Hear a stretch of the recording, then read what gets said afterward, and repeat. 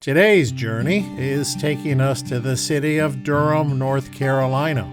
I'm searching for the humble beginnings of one of America's richest families. I'm looking for the home and farm once owned by a man named Washington Duke. I'm Brian here in Durham, North Carolina. I'm going to go visit the Washington Duke Homestead. He was the original Duke that founded the American Tobacco Company. He became one of the richest men in the country, as well as his family. Let's go look. Born in 1820, Washington grew up on and worked his parents' farm. At the age of 22, he married 17-year-old Mary Caroline Clinton. Mary's father gave the new couple 72 acres of land not far from the town of Durham. Today, the state of North Carolina operates the Duke Homestead as one of its historic sites. The Visitor Center also serves as a museum, preserving the history and accomplishments of the Duke family, but also that of the tobacco industry that once thrived in the region. Before the American Civil War, tobacco was either smoked in a pipe or cigar, or it was chewed. To a lesser extent, it was produced as snuff. It was seldom used in the form of a cigarette, probably because cigarettes needed to be individually rolled, which was a bit of an art in its own right.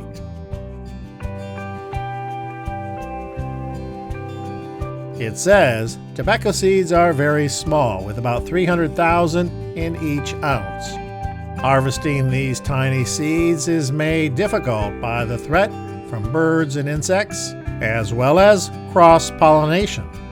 Small might be an understatement. These look more like particles of sand than they do seeds. Here's some nice models of buildings here on the property. This one being the pack house.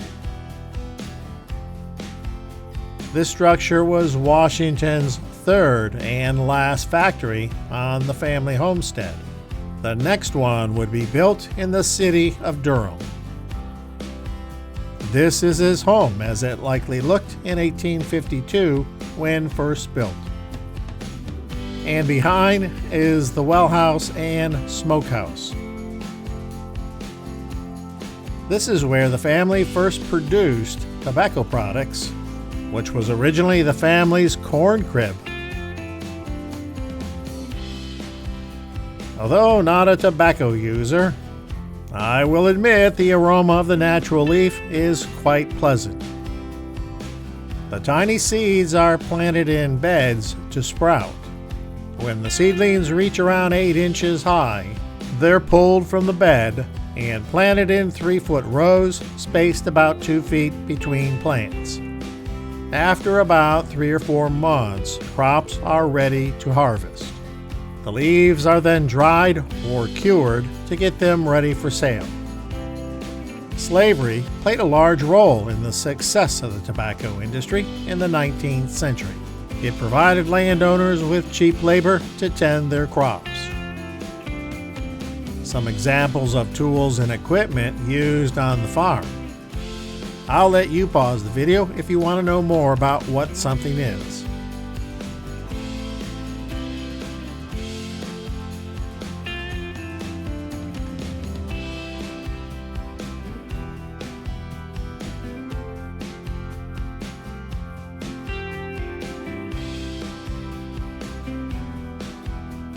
Part of getting cured tobacco ready for market was grading and sorting the leaves into as many as 6 categories. Workers sat at a sorting bench like this one, unrolled and judged leaves based on color and quality, and stacked them in separate piles between the sticks. Now here's a genuine piece of American tobacco history. A typical tobacco auction Here's a cabinet full of tags and company ads, commonly found in and around the auction warehouses. Snuff was a finely ground, powder-like form of tobacco, sold in cans like these.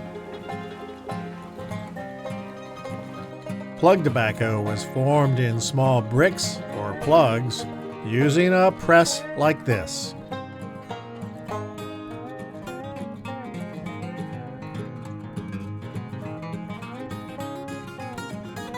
This is a Quester tobacco cutting machine, which starts cutting tobacco leaves into smaller pieces.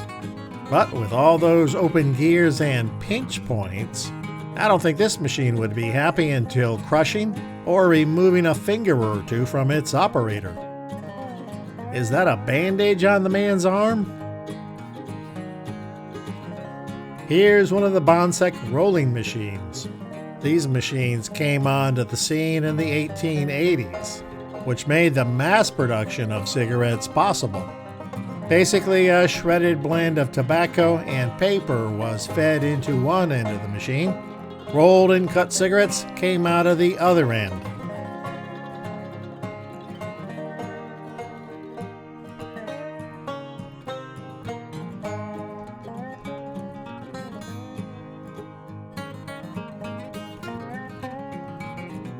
Finished cigarettes were then counted and packed into boxes in this machine.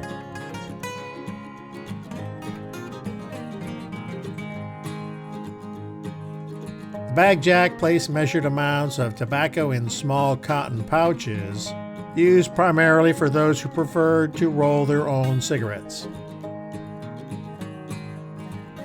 Oh wow, a cigar store Indian. Once common icons placed in the front of tobacco shops.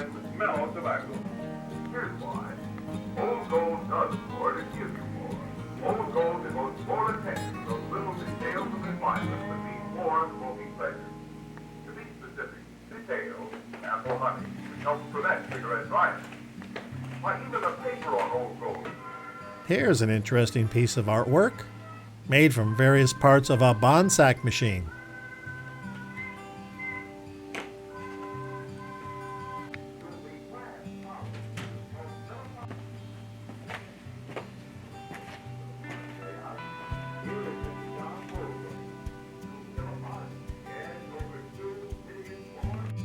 Examples of vintage tobacco products. A little vignette of a 1950s living room. Over against the wall, a collection of spittoons, or sometimes called cuspidors.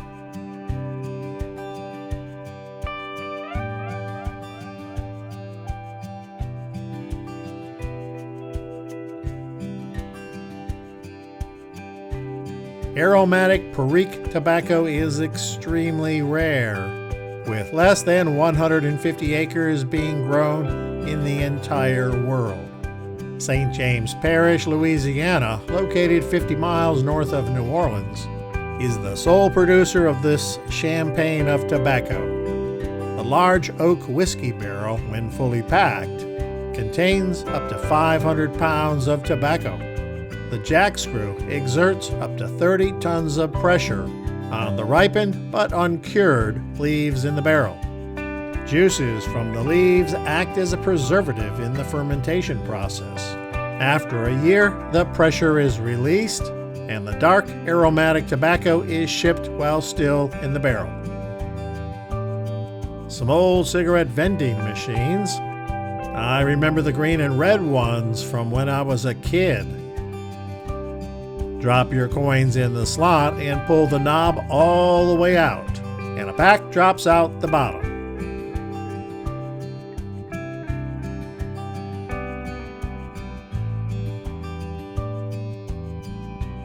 This is a replica of the Liberty Bell made completely out of tobacco. Try putting that in your pipe and smoking it. That's going to cover my explore of the museum. In part 2, we'll be going out onto the grounds to explore the Duke's family home and structures that remain on the property. Until then, remember, Life is a journey. Enjoy the ride, and thanks for watching.